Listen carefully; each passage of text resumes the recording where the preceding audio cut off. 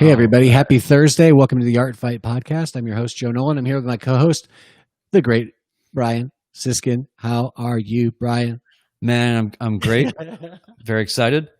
Sorry, I was getting double audio there for a second. Whoops. No, go ahead. You go first. I was just gonna say I'm super excited. It's been a big time for getting a lot of art things done, and there's a lot of fight things happening. So that's what we talk about. So I'm excited.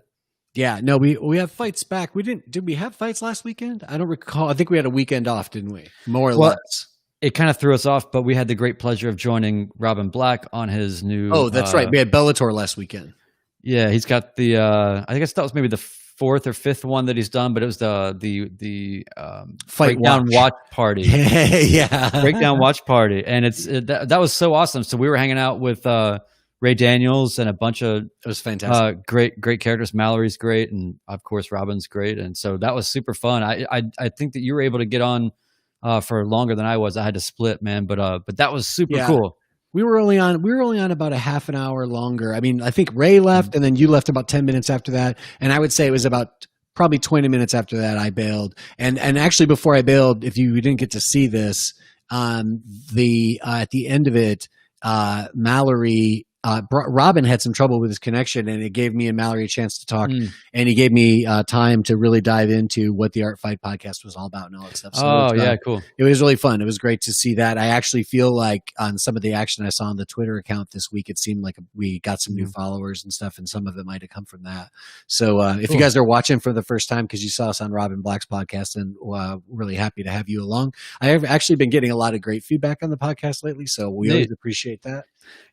I would say generally our listeners and audience are pretty quiet, and because we're not on here sort of making arguments, right? Or we're not pundits that are sort of raising the ire of people to sort of get that kind of like. We're not making a popular podcast. I mean, if people think that we're idiots, they're not telling us, so like that's okay. But yeah, so it's a little bit sometimes we're just kind of out here, but when you see the sort of response that you get from people hearing more about what we've been doing for 2+ years, it's cool. And I think that also there's something neat about just what's been sort of growing with our sort of conversations with Robin specifically. And I know that we kind of got into some territory that might lead us to do a new sort of not a format change, but maybe another iteration or an adaptation or something that we can do periodic from time to time. But it's a really cool idea. Coming straight from Robin Black, and I think that's the cool. Like if you think about, we've said many times that a lot of the reason why we do this was inspired a lot by his outlook, Robin's outlook, and what he has been doing for a long time, and so I think it makes only a lot of sense that he would actually feedback loop sort of into what we're doing and have an interesting idea. So I don't know if we'll get to tell everybody yet, but I don't know. I don't know how to work out, but I think it'll be really cool. And I think it's kind of a very logical. It's interesting how somebody from the outside, proximate but still outside, can just look at it and be like, why don't you guys do this?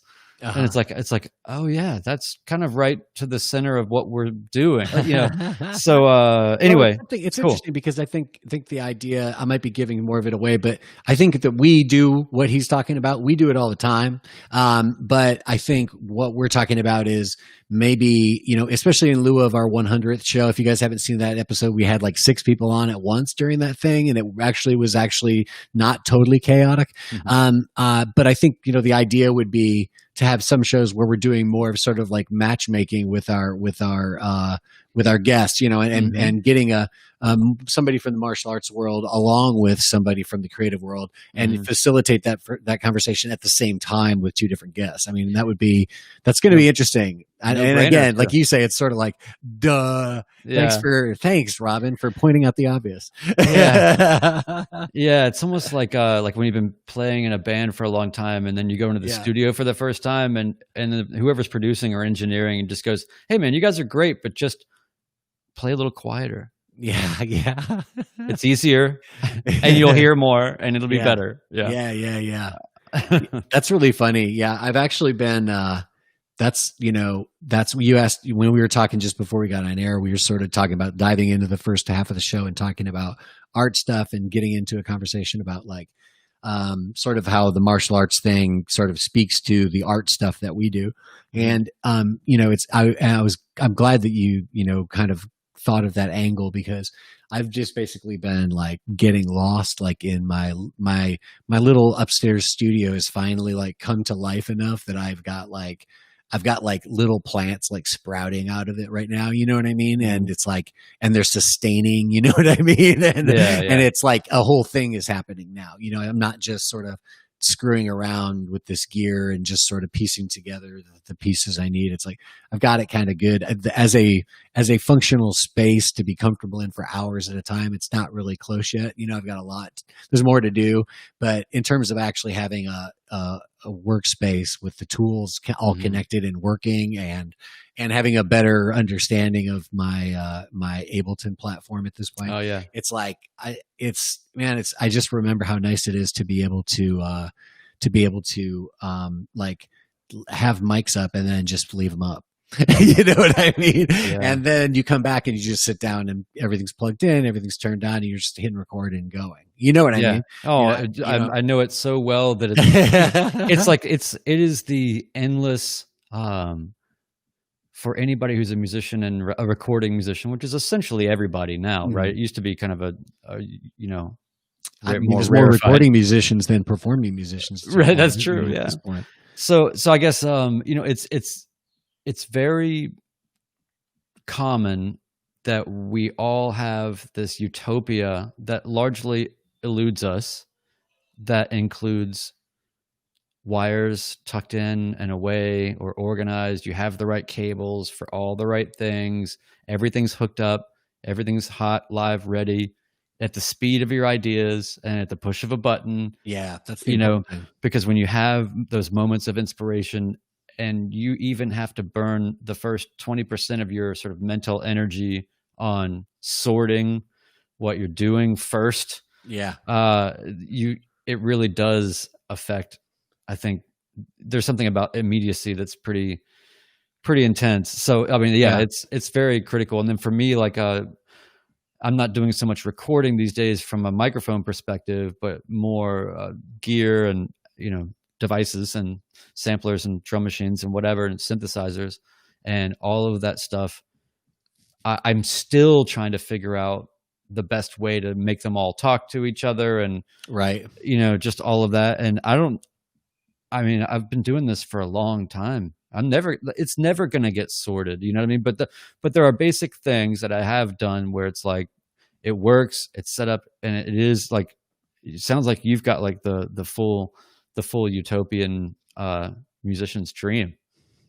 I mean, it's a lean and mean version of it, but but it's doing what I need it to do. You know what I mean? Well, that's part of it too, right? Take the stuff out that you don't need. Yeah. Yeah. That's part of it. Yeah. And it's like, for me, it's a thing of like being able to, right now during this time, it's an extra special time, I think, to be, capable of making music in a room by yourself. You know what I mean?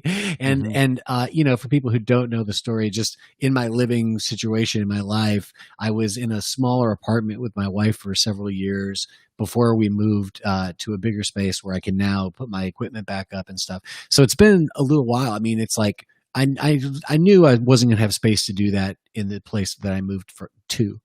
And I knew it was going to mean me putting stuff in storage for a certain amount of time, but that was fine. And I was mentally prepared, and I've been up, during that time I did a lot of performing and stuff and recording, but I just had to go do it at other people's places and stuff, and I would just, record ideas like on my phone or whatever, just, there's a million ways to get an idea together and keep it, but then now that I actually am able to, come up with an idea and like literally put together a drum track and a bass and then lay my guitar and vocal on top of it. And now there's this thing, and it's like the quality is good enough that it's like, I mean, it's well beyond good enough. It's absolutely, you know, this could be the beginning of like the recording of this song, like this first idea you just put down, that just immediately, it's not just a demo or something. It's like, no, that's the beginning of your single. Skeleton is there. Yeah. It's already there. Like the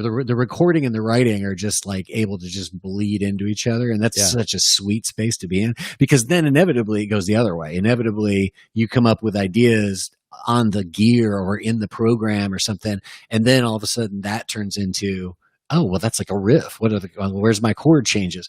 Yeah. You know? Yeah. Well, what I think is challenging in all of that is as the immediacy starts to sort of happen all the time, then you also have to sort of cultivate another kind of governance. As the immediacy happens all the time. Right. As you have everything to be immediately available to you, right? Yeah. You can plug straight in, man. So, you know, so I feel like you have to come up with a whole other system of governance for ideas and things, because otherwise it's almost like it becomes a little too easy to start painting in different colors. Yeah, good point. And you have to sort of be like, yeah.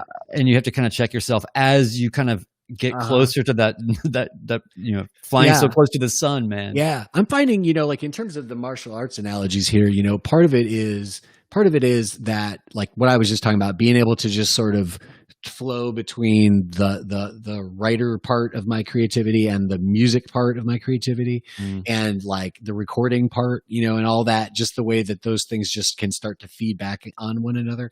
I think, you know, that's obviously, we talk all about being in a flow state or flowing between states. Like we talked with Robin a lot about, you know, about that exact thing. Like Michael Venom Page, you know, wants to keep you out at a distance, and you've got to somehow, you know, you've got to close these various distances to get to him, you know, and part of that might even involve engaging in different types of fighting along the way.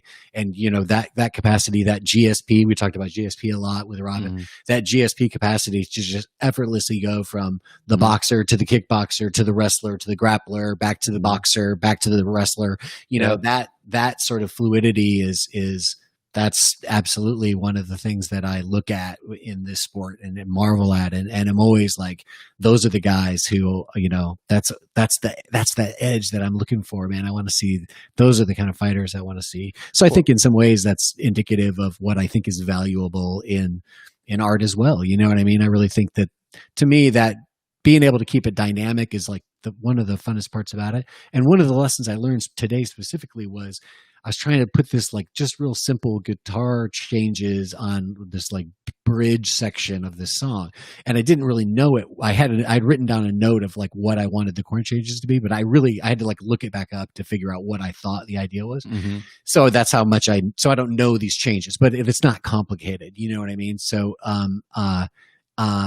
I started like trying to play it, and it was like one of those things where, like, this is the other part of like getting back into this mode, is it's like when it comes to like playing guitar, I feel like I'm still like a little like weirdly like it's almost like I get a little bit stiff when I hit the record button. You know, it's like I'm playing along and it just sounds killer. You know what I mean? Then I hit the record button and all of a sudden I'm like, jing, ja, oh, okay, wait a minute, hold on. Da-da. So there's that weird thing of like sort of not being not being in the record mode, the do it now mode. You know what I mean? No, I know. I do know what you mean. It's a weird dance because you have to sort of be present and also away. Yeah. At the same time. And I found, you know, the thing that I found was just like, I've got to just like let myself play it. Like, don't sit here and be like, okay, and 1, 2, 3, and 4, and 1. You know what I mean? It's like, no. Just let yourself play it. Trust that you're going to play it well. And then it's like, all of a sudden, it's like, yeah, you know how to play the fucking guitar? Calm down. Yeah. Right. Well, I think that has to do, like, I think that what that's about, or what causes that, I could be wrong here, but I would venture a guess that what's contributing to that when you have that experience is that you're looking at the screen of your computer while you're recording. Sometimes, yeah.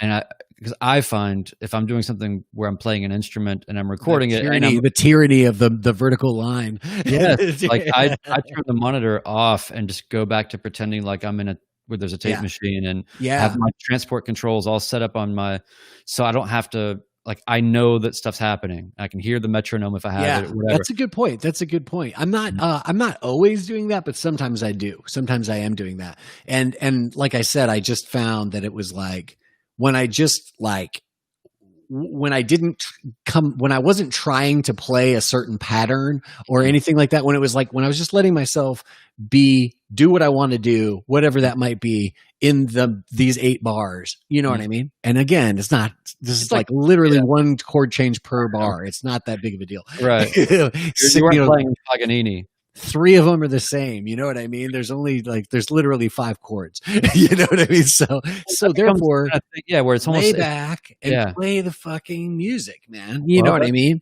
And and I ended up coming up with like just in one go, just this great part. And it was just like, fuck yeah, dude. Yeah. What the hell? You know? But that's the other thing. I'm a big, it's funny because you end up in the mode where you're the producer and you're also the artist kind of thing, you know? And it's like the producer always wins for me because it's always like, I am not going to like go to the trouble of trying to fix all this shit. It has to be, I have to play it right. You know what I mean? Because it actually just ends up, you think, oh no, it's fine. That's good enough. And it's like, you just gave yourself 3 hours of work trying to make them. It's the difference between sort of building something or creating a moment. It's sort of like I'd rather have things feel like a moment, like a performance, even if it's in smaller pieces, even if it's just for this verse, or whatever. As much continuity in time that you can string together. Yeah, that's really well said. When I was producing, that was something that I was hyper conscious of. I would really push singers to get I was kind of hard, but I would be like, you should be able to get this in pretty darn close to one take. Yeah. Like you're here to sing songs, right? And then you're going to play them live, right? Yeah. So I think that you should just get a moment and a vibe and a performance where when you get done with it, you feel like, yeah. And then you go back and there's a couple of critical things you might punch in or whatever. But I mean, generally it's all there. Yeah. I would push for that so hard.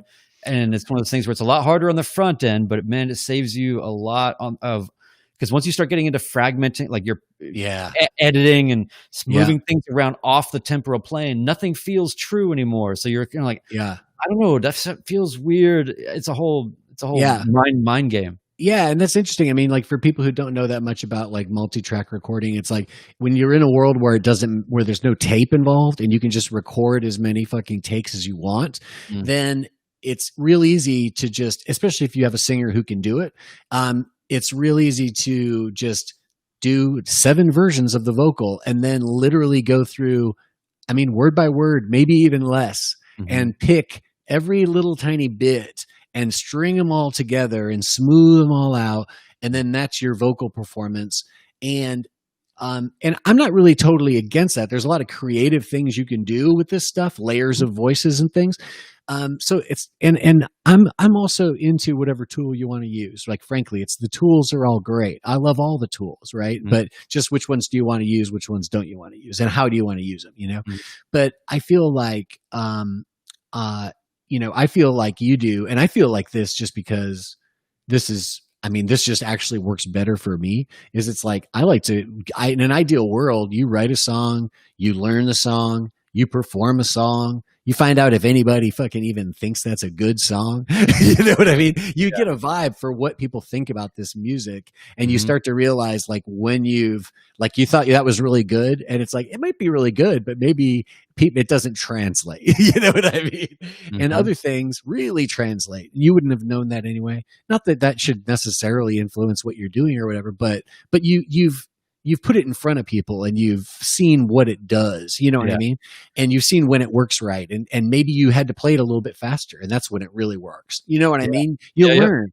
And then you record it. And by then you can sing it in your sleep. You know what I mean? And you've actually sang it so many times that you've come up with the perfect phrasing. You know what I mean? Yeah, to the point where like you can feel in your body in some weird extra sensory way, whether that worked or not. Like you're so used to processing it or doing it. Yeah.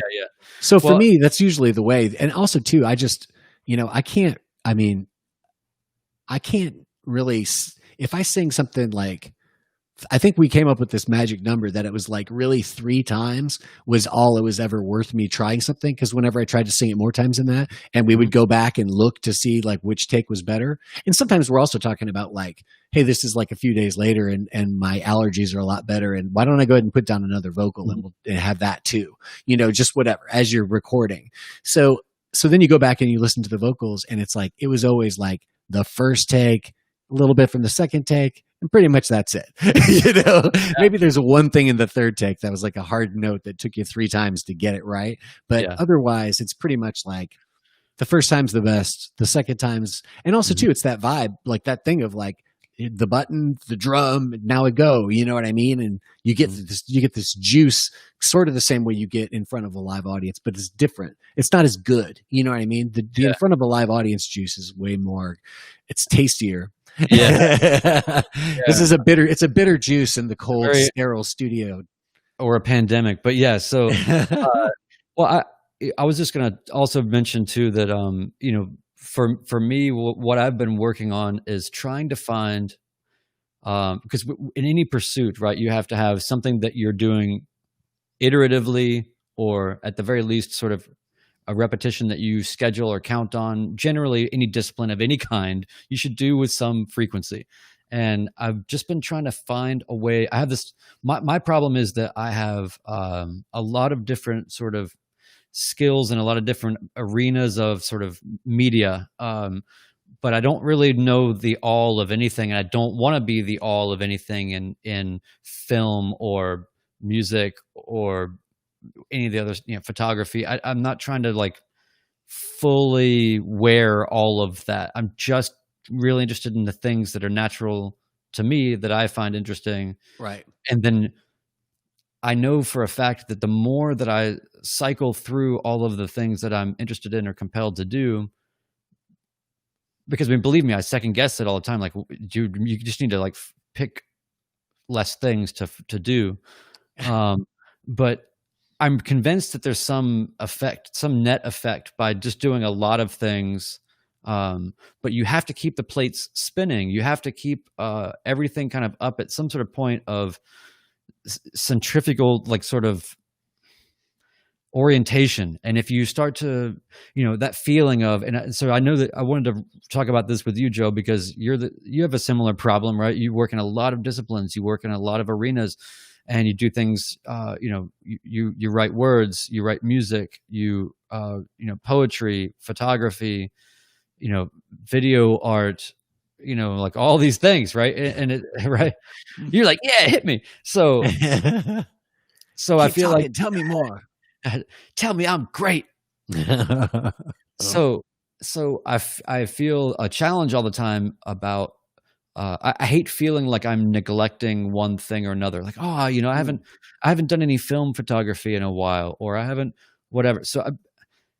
And then it might be a couple of weeks that I really have to lean into a particular type of work, and that's kind of it's drone cinematography for this week, and because I've got to go to all these different cities to do this filming for some project that's maybe not even mine, right? So then there's that mode. But while I'm doing that, I'm not making beats. I'm not doing other things. And so what I've been really interested in trying to find I've been trying to figure out like sort of the calisthenics or the regimen that I would need to come up with for myself to like sort of go to the gym for all the things that I do. And I think that what I've just started doing, and I just did another one today, but I'm forcing myself. I get up really early before the day even starts, and then I go and I get in the car, go find something to shoot that's interesting visually. I see you getting up early. I know you get up early anyway, but now you're going out early. Yeah, right. So there's photography, there's videography that all happens on the same sort of camera. Then there's drone, which is another element that I want to sort of include in that. And then also, beat making. So I want to be able to, it's always great to make something every day and write a sketch, draw a sketch every day. Right. And so I have so many inclinations to do that. One morning I'll make a beat and I'll really focus on that. But then I'm like, I feel like I really want to take some pictures and I really want to test out this concept, or I really want to, whatever. So I just tried to figure out what can I do to force myself to just iterate that involves all of these things so I can kind of approach the GSP status of a mixed martial artist that can really stitch it all together. And the way that he does that in martial arts is super inspiring, because he's making it, it's almost like that where one discipline begins and ends, and then another, where one discipline ends and then another begins, there is, the more skilled and holistic you are in all of these disciplines, the more that that connection point will be feathered in some way, that it'll be brushed smooth, right? He flows between all of these states. Mm-hmm. And I'm trying to figure out how to do that with a few different types of media, but essentially culminating in creating daily little sort of pieces that are, here's the beat I made today, here's the photographs I took this morning when I woke up, here's some video shots I took, here's some drone shots I took. And it doesn't have to even really tell a story. It's just me going to the gym, but instead of like posting your workout or your bike route on Facebook for everybody to just look at, like, why are you pasting or putting your workout on Instagram? But you know what I mean? But it's kind of like, that's what I'm interested in doing. So hopefully we'll see how that goes. But the iterations and doing something in volume like that, but in ways that it forces, like, I don't have time to think about this. I have to do all of this in less than 2 hours, down to the editing, down to everything. Mm-hmm. So there's no like, oh, I'm building up material to then work on later. I have to do it. And it doesn't mean that anybody's going to like it. I don't really even care if anybody likes it. It's really just about, why is it that I need to then upload it to just Instagram or whatever? And the idea is just that it has to get rendered final in some way and then just moved. Mm-hmm. Because if I start piling those things up, it'll be a huge problem. It'll start to weigh on my brain, Mm-hmm. So anyway, I just wanted to kind of tell you about that, and then and see if there was any thoughts you had with respect to, like, how do you maintain interdisciplinary sort of frequency? Yeah, I think, well, first of all, what you're talking about doing, it reminds me a little bit of, the kind of advice that we got from Robin recently. And, he was talking about the fact that for people who follow the art stuff and not so much the fight stuff, Robin Black, who's been our guest many times on the show, is a fight analyst, and in his own Instagram, Robin Black MMA, he posts there, and he also posts at Twitter his own breakdowns of every different kind of thing. He'll have two alligators fighting and do a whole breakdown on the grappling sequences and stuff. He's really a hilarious guy, but also a fantastic fight analyst. And he just, last time we talked with him on his show, not on his show, but the show that we had him on when we were talking about one of his new pieces he made for the last Bellator fight, Robin was talking about how his videos, his short analysis videos, had been viewed over 1 billion times. Yeah. And the recent advice he's been giving us is like, sort of like, don't even really think about the promotion part of it. Like, more like, just do the production part of it and do it at a certain level and do it consistently and just keep making work and just keep pushing work out and just do that. And the rest of it will figure itself out, basically. So I feel like, in a way, this sounds like it might be like partly, like your solution to that. And I think it's especially interesting with, even a little movie, like to shoot that footage, and good footage, by the way, and then also edit it. And then also, compose the score and then put it all together and then render it and then upload it. That's a lot of work. That's a lot of work to do in 2 hours. As someone who's won a few awards at the 48-hour film festival, I can assure you 2 hours is almost nothing. But no, I really think that's actually kind of amazing. And if you're able to do that pretty regularly, I think that's going to be pretty crazy, man. I feel like, for me, I basically just try to make sure, I don't even know how I would just, there must be like a mechanical analogy of some kind, but it's almost like a drag race engine, perhaps. So basically, like, all the cylinders have to be idling. Like, everything's got to be idling. I can't let this engine stall. Okay. No, all the cylinders have to be idling. Everything's got to be, firing. Engage. It's all there, right? It's all, it's warming up. It ain't getting cold. It's all, the whole thing is staying warm, right? But beyond that, you don't have to do anything. As long as you keep it all kind of warm and all of it's kind of warm, then it's good. And then usually what ends up happening is something gets hot, right? So then all of a sudden, this cylinder just starts firing off because there's an opportunity to be a part of a gallery show. So now all of a sudden, I'm going to be Art Joe right now because I got something going with the art stuff. So I'm Art Joe, right? And then if all of a sudden I had a chance to do something else, then I would engage that more and do that more. But the other thing that might get my attention would just be my own thing. Like if I don't really have a specific opportunity happening or something, and maybe I just feel like playing music right now. Like I feel like the stuff I've been doing, music right now, it's like I'm literally trying to write and record an album that is about this whole experience that I've had this year. So it's like I want to do it while I'm in the middle of it.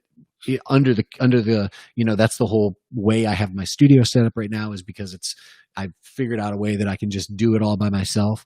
Mm-hmm. So I want it to sound like me by myself. You know what I mean? And that's helping me be a little bit more creatively free and a little bit less demanding of my musicianship because it's like, no, it's supposed to sound like you by yourself. It's not supposed to sound like, I'm not trying to fake like I'm with a band. You know what I mean? It's just me. Just be weird and be good and it'll be fine. You should when it's done, you should call it a live album, but it's clearly clearly during the pandemic, and then mix like crowd sound from Peter Frampton. It's not a bad idea. It's not a bad idea. I mean, it's clearly anything but that. But anyway, so it's like so right now I just feel like I've had a lot to learn, just in terms of. I mean, basically, honestly, part of the problem has been the fact that it's like I already know so much about recording and I know so much about a whole different platform that you bring all of that baggage here. And a lot of times it's like, there's got to be a way to do this. I probably just do this and then do that. And it's like, huh? What platform this is on Ableton. Wait, where did it come from? What? You said you were bringing baggage from mostly just Pro Tools for years and years and years. Okay, got it. Yeah. So, and Pro Tools is just like a very it's basically one of the earlier contemporary platforms, literally just trying to mimic what it used to be like to record on tape. So, and Ableton's a lot different. It was originally made for like live DJs, but the way that I use it is you end up doing sort of more of a loop-based songwriting thing as opposed to actually just recording in this more traditional linear way. It's so much, I like it so much better. And it's actually just so much more flexible. You could use it there's many different ways you could be using Ableton, and everybody can just do their own take on it. It's pretty fucking rad. But anyway, so using that, sometimes your instincts, if you have experience using a audio, platform, your instincts are absolutely right. Of course. Oh yeah. Of course there's a solo button right here. Of course there's a mute button right here. All that stuff, where things are just because they're always there, huh? There is a lot of conventions that are always going to be on. Of course there are. And then there's also a number of things that seem insanely complicated because they don't make any sense across these platforms, right? And then I've got to learn a whole new way that you do this. But once I learn it, it's like, oh shit, that's so easy and so intuitive and even kind of better. You know what I mean? I really feel like everything's really easy, and sometimes it's hard to figure out until I just fucking break down and fucking go watch a video and learn it, but of course that's not my first instinct. My first instinct is I can just figure it out. You know what I mean? And you do eventually, but it's just sort of, I have to learn the platform, and I'm only just now gotten to the point where it's like, okay, and then I want to do this track, arm the track, hit the thing, hit the space bar. Here we go. That sucks. That's awful. This is fucking Control Z, blah, blah, blah. You know what I mean? And what I need to do next is, like you're saying, is like map all that out onto my controller and then do that. And I will be doing that, but it's been fun enough just to be able to mix on the controller. Yeah. It's just been, I love it, man. It's just like, oh, I can just, and that's what I love about that is like, it's so hard to mix with a cursor on a screen, and it's so much better. And this is the whole thing to like, just have your eyes closed and you're listening on your headphones and you're just like, I turn that drum up, man. You know what I mean? They're like, oh, it really I'm bringing in the bass. I'm bringing in the bass. Yeah. And it's just, it's huge to be able to do that and not be buried and right. Like it's, I had one of those big Tascam motorized fader deals for in my studio back in the day, and I was running Cubase or whatever. But anyway, it was the tactile and also the I would turn the screen off and then be tracking with musicians or my own projects or whatever. And, usually you got people in the control room with you. That's kind of where a lot of the recording of things happens. So you can talk about it, and just the guitars are to the amps in the other room or whatever.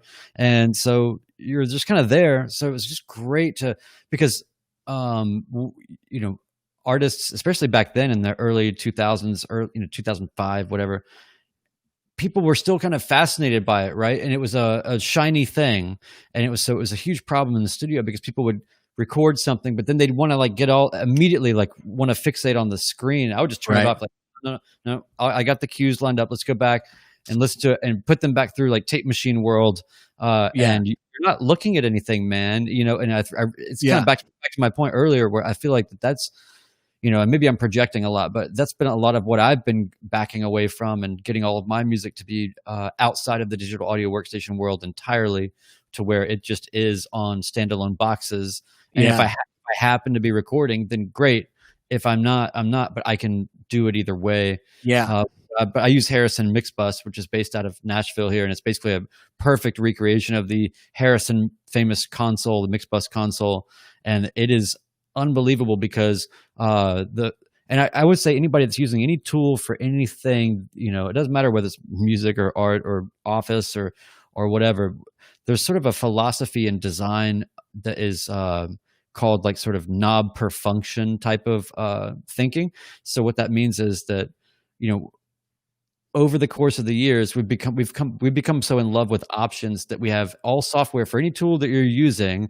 It's going to have like 30 menus and sub menus, and you do a lot of drilling in menus, and it really slows down and interrupts the creative flow a lot because you're just, and no matter how good you are at shortcuts or whatever, man, you're still interacting with this thing in that way, and it's problematic, but anyway, I feel like anybody that's up against that, realize that there are always there are a growing amount of competitors in every space that are doing simpler tools that do the same thing, and they rely on this kind of knob per function mentality.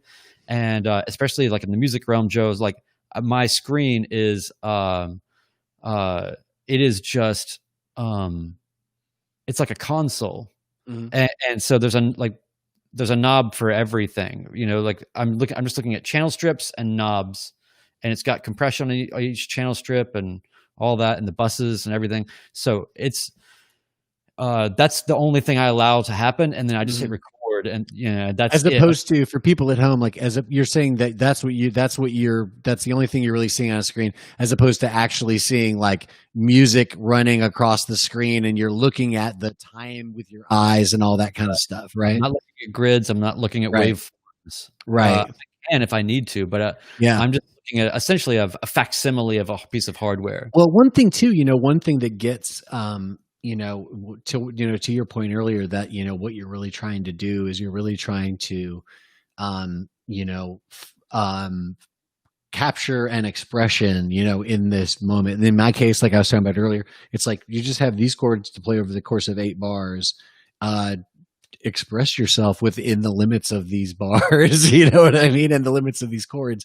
But like that's all you have to do is just play them however you might and get to the end. That's it. You know what I mean? Don't get all hung up on it. Just do it. You know what I mean?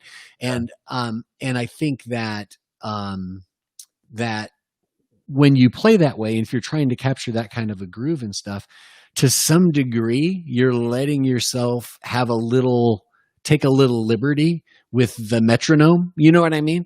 And when you do that, when you're playing around this strict computer beat that these kinds of softwares run on, then when you're looking at those grids are laid out on that beat. And so then all of a sudden you just see all of your music not quite lining. It didn't line up there. What about that spot? Oh, that spot, it didn't line up there either. And the end too. I came in early on the end. You see that thing, and there's an instinct to automatically. And I think it's just I don't think it has anything to do with music. There's just an instinct to like, right? You want to grab it. You want to like scoot it over and get it where it's supposed to go. And of course, that's really technically that's where you should have played it. You know what I mean? But at the end of the day, it's like that. I think the visual part of these workspaces and these, these various programs that we use for recording and mixing and everything else, I think that visual component of them is the desire to tidy them up visually actually ends up being the thing that makes so much music recorded on these platforms sound so there's just a certain sort of flawlessness that is there's just nothing to grab onto because there's no gravy. You know what I mean? They need a little gravy with the grits. You know what I mean? I do find things here and there, but maybe not records that people really want to sell a lot of. But yeah. But I do find that, like, especially in this sort of more experimental electronic world, and not even necessarily, I don't know, what we used to call experimental electronic is kind of more mainstream now in a lot of ways. But there's a lot of stuff I listen to that's like it breaks every possible rule of what it is that something should sound like. It's beat up, it's got noise, it's crackling. Yeah. It sounds like the file's distorted. Like it has every error and flaw of the medium brought to bear full on and then made musical. Some things to that extent. And it reminds you, like, okay, yeah, you want to be in touch with your medium, but you don't want to be a slave, and you don't want to get, people find ways to get lost, man. It's amazing. Like, people will create almost out of thin air, which I don't know if that's underlying psychology of like people that are sabotaging their own creative effort somehow by just being like, well, but what does this do? And the sort of entertaining options and all that, I think sometimes can be just a deliberate subconscious path to nowhere. Because you just don't feel it. You don't want to commit to an idea or whatever, I suppose. But that's a big problem. I mean, it's definitely a problem with with music is the whole. I mean, it's a problem with music. It's a problem with fiction writers. I'm just trying to think of other people who famously have this problem, but the whole idea of like, I started another song, but I never actually finished that song. Or I finished 3 songs and I decided that was the beginning of my album that I still haven't finished yet, and it's a real thing, but I would go back to our example earlier about the talking about how I like to do different things in different ways. And, like I said, I feel like I always have to have a little bit of stuff going on in all the things that I want to actually be active in, just because I got to keep my hat in the ring or whatever, you know what I mean? Somehow I have to have something to show for it. If anybody asks, I have to be able to say, oh yeah, I just did this exhibition with my photography or whatever it might be. But at the end of it, when opportunities come along, that's when I really start focusing on one thing or another.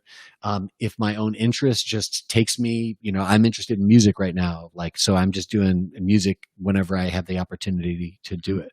I'm sort of, at times when I know it's like, hey, I can do that whole afternoon. I can just be working on music. Then I sort of plan to be available to it. But the other thing is that when I'm doing one thing and not doing the other things, by the time I get back to doing the other thing, a lot of times the other thing is fresh and interesting, and I've got tons of ideas. And I feel like, man, allowing yourself to split your attention, which everybody says don't do that. Don't do that. It's, you should just focus on the one thing, and some people probably should, but that's been terrible advice to me, because as soon as I stopped taking that advice, things got way better and I got way more creative. And part of the reason is that when the other thing starts to burn out, then you've got 3 other things that you could be doing, and then it's fun. And I think just the activity of just sort of doing a little bit of different things all the time also just helps all of them, to be more interesting and creative. So I just feel like at the end of the day, it's like, yeah, sometimes I don't feel like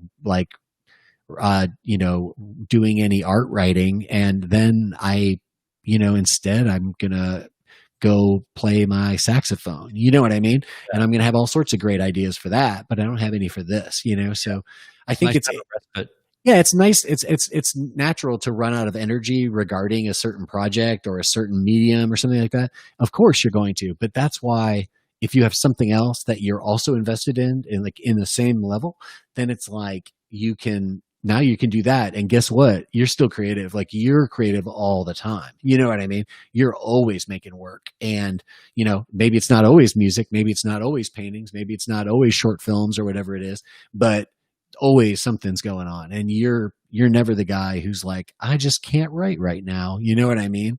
Which is fine. I don't want to make fun of people or be mean about it, but I'm telling you, there may be a solution, and what it involves is, what's the other thing you want to be doing, and give yourself permission to do more of that, and you'll be better at both of them. Yeah, those things can inform your work in different ways. You can do it at different timings. I always liked going from really heavy, laborious projects like video editing a project or audio, making a record. Grinding, man. Something where you have to really put a lot of consistent hours in, and you have to really get in there. But then when you're done, I always, that's why photography has always been a part of my sort of practice, is because it goes from that to like, oh my God, I just want to compose a photograph and press a button. And then I have that photograph and I like it, and it's done, just because, and I find that keeps me from, shortchanging maybe other things, that need more time, because needs something to be done for, I get to a point where I can't have everything be in the middle of a part of the process. It makes me nuts. Yeah. I mean, I also too, I have to say that it's like, I'm not somebody who's got a lot of endurance for anything, really. I'm somebody who's like, I get bored quick, I really do. And so it's like, it's like, oh, that's one of the reasons why, like, lately I've got an album project that I haven't been able to finish, and I really don't want to finish it until I can finish it the way I want to, which is like we were talking, like you were just talking about a minute ago, of like, I want to be in the room when we're mixing that record. I don't want somebody to mix that record for me. I just spent all this time making this album, and I don't want to not be there for the fun part. You know what I mean? So we have to wait. We just have to wait until we can all be in the same room, and it'll happen soon enough. But in the meantime, I still want to have music out there, and it's, it's quick. I mean, you can write a song fast, you know what I mean? And honestly, at the end of the day, you can record a song fast, and especially now, I could record just, a guitar and a vocal with a little just pitter patter drum track.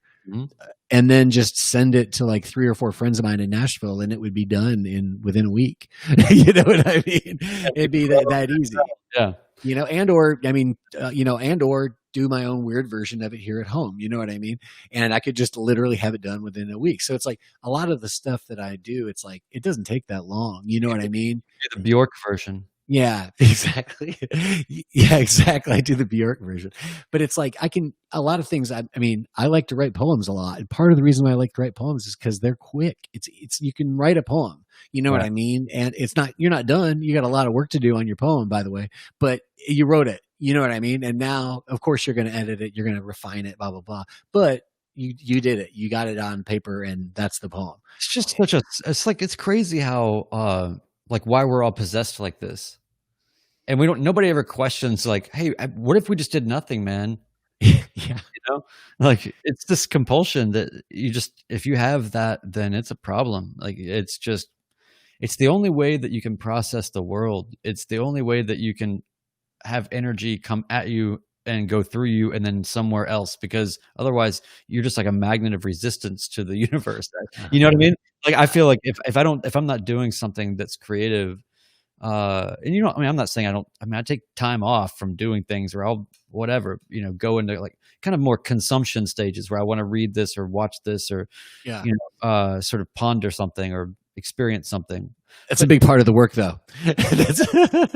I'm always relating it. Yeah. And I'm always seeing it through that lens. It's so crazy. I don't know. I think you're passionate about it, and I think that's how I am too. And I think, that's the difference really is, between, especially, it's harder when you're 21, lots of people, say lots of things, but really it's one of the things that's been really kind of good about, being a part of the art community for many, many years, especially in Nashville, because really you sort of saw the I mean, obviously the music community was always here, but it's gotten somewhat more diverse and more interesting as a result.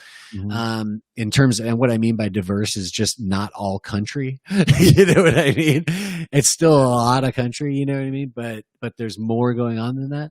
Um, and that's good. And but in terms of the art world, like Nashville's contemporary art scene was in its infancy in the 90s, and it really has turned into something special, and it's been cool to be, involved with it and seeing it all happen and stuff. But um I just I'm getting lost in what we were actually talking about there. Where was I going? I was talking about like why are we so compelled? Oh, yeah, yeah. And so what I was to say is like when you've been a part of a scene for that long, one of the benefits of it, I think, is that you can sort of look around now and like see who's like still here, And there's a lot of people who are still here. I mean, there's a lot of people that, in 1996 they were, fucking painting shit in their living room, and now they're still painting shit, and they're doing it, or they're doing something else, but they're still doing this creative thing, and they're clearly they were the artists that they thought they were even at that age. You know what I mean? It's neat to be able to be on a ride long enough to get that perspective. Yeah, that's cool. I like and that. There's just a difference, and I'm not necessarily saying somebody who's making a living with creativity or somebody who's doing this or that. I mean, it's hard to quantify a little bit, but there's just a difference. There's people I know who, no matter what they're doing, to pay bills, the life that they've created for themselves is set up to accommodate a creative practice. You know what I mean? And it's a luxury that most people don't indulge in. You know what I mean? I don't know if it's not even if luxury is the word for it, but it's a time eating system that not everyone is prepared to feed. Hey, so real quick, we got a few minutes left here, but I wanted to make sure that we touch on the some fight matters. And I was just thinking, let's just really aim this one right at our listeners that are probably more into art than into fighting generally. I don't know. It's hard to tell. But if I had to sit here and think about like if you're looking through maybe even all of October, what is the one fight that is the most intriguing fight that is for you, that is the most exciting, sort of probably a headliner fight on any card coming up in the next month or so? That if somebody was sort of like the uninitiated, okay, I would watch a fight if somebody told me a good one to watch or whatever. Do you have a fight in mind that is just? Yeah, I mean, is it Khabib and GAETHJE, right? Yeah. I mean, everybody should watch that fight. Everyone should be forced. Everyone should have to watch it. So if we're talking to people that just have very little idea about fighting, or maybe they just don't follow the UFC or mixed martial arts, in a very quick sort of nutshell blast of mighty Joe Nolan energy, if you were going to sort of break down why this fight is big, why it's important, why it matters, and why it's just wildly interesting, and what it means in terms of just it's an eclipse of a fight, right? So sell it to me. I don't watch, pretend like I'm somebody that knows nothing about it. I don't really even care, but man, I might listen to you and say, okay, I'll watch this one. I would, I don't want to get into too much of the, I don't want the striker grappler talk or anything like that, but I would just say, I mean, Khabib is like literally, Khabib has been an unstoppable force. You know what I mean?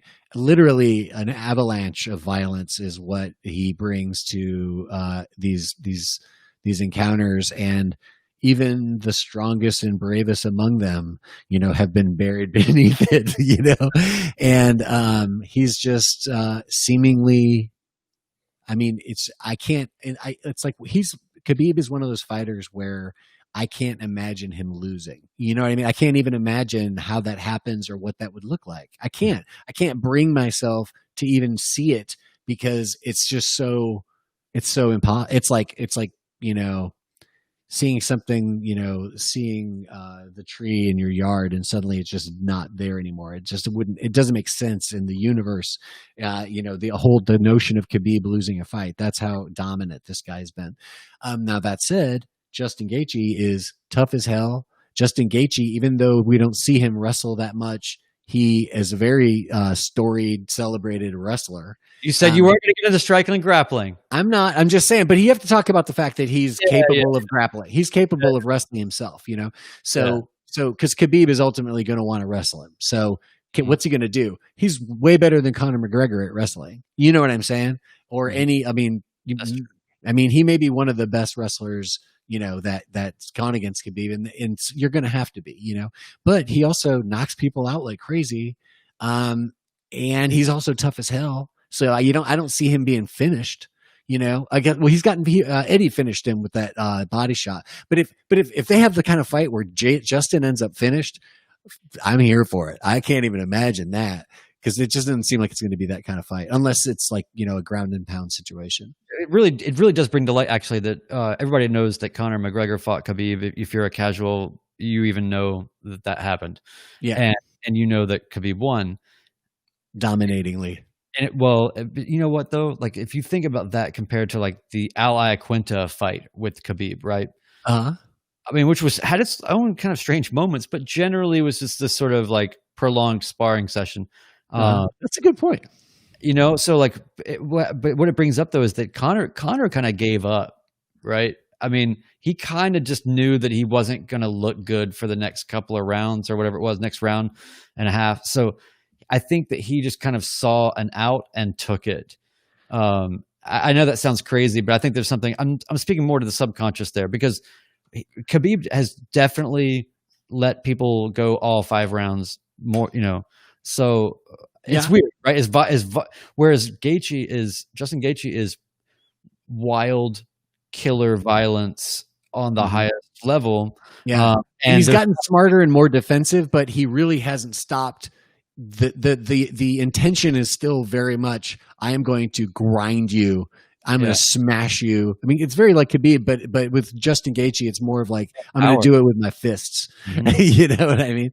And Khabib's gotten better with his hands, but obviously he ultimately wants he wants to break your will like he did with Conor.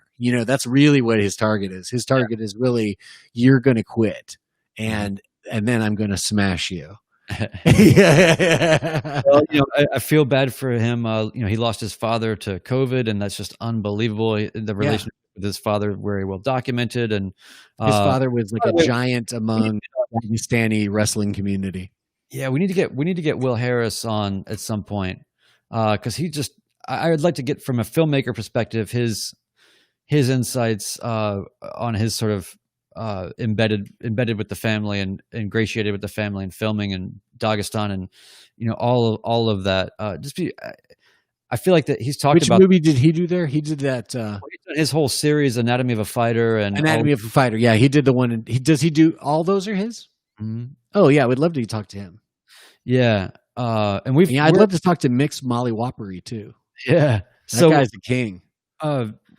I've talked with, like, Will's been really cool with me. Like, we're sort of, he's been really generous and complimentary of like my drone work and whatever, and definitely wants to, sort of talk to me more about that kind of stuff. So it'd be cool to maybe just have a session here and let that be the meeting of the minds. But anyway, so we should probably go ahead and get on out of here. It's about an hour. Next week we'll be with Nashville painter Sam Dunson, and Sam's got a show coming up. He's got a show of sculpture and painting coming up at the Reimer Gallery. That's like an amazing show. I really think it's like, the Best of Nashville Scene Best of Nashville actually came out today, which means that really anything that happens after this is something that we'll be considering for next year's Best of Nashville. A lot of stuff that got nominations today was stuff that happened in the late fall last year. Mm-hmm. And I really think that Sam's show is like one that's like beginning the new sort of Best of Nashville calendar. I really think it's going to like be like the first great show of the new cycle. Really, it looks incredible, and he's a great artist and a great guy. And him and I have also been trying to get together to talk about about David Driscoll. David Driscoll was a painter and well, an artist in general, and also an art historian who passed away. He unfortunately caught COVID and died with complications. He was a tireless supporter of African American art all the way, through the end of the 20th century and into the 21st. And he passed away, like I said earlier, this year, and he has connections to North Nashville, and he spent time at Fisk. He, spent time with a generation, I guess probably the generation before Sam, but we can talk all about that when he comes on next week. That'll be real cool. All right. Well, let's wrap this up. We'll get this out on all the channels for everybody, and so you can pick it up and follow all of the rest of our. We have so much catalog now. Wise, it's crazy. I was going back through, and I'm just thinking like, oh wow, that was like 2 years ago now, But we've had some really amazing people on, especially even in the past year. I mean, I'm so happy that we had Wayne White on. Like that was such an incredible conversation. Yeah, that was like great. Talking to him about cooking, being a short order cook, like Yeah. there's some stuff in there that was just gems, but anyway, I was just sort of looking at, so please, people who are listening or watching, like all of our stuff generally can be had at any time and consumed and not feel wildly out of date. We're not necessarily topical, to an extent. So there's some value there. I feel like that we're going to have this insane library when we're done, whenever that is, with all this, where it's like, wow, like what an incredible set of conversations, ultimately, with just an incredible array of people. So yeah, I was just doing a little reflecting a little bit there, Joe. Oh yeah, that felt good. Yeah.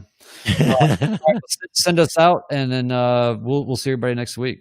Yeah, we'll see everybody next week. Thanks for joining us. Like I said, Sam Dunson next week, and we got some other guests in the works and some surprises on the way. So we'll see you guys next week on the Art Fight Podcast. Have a great weekend. Later.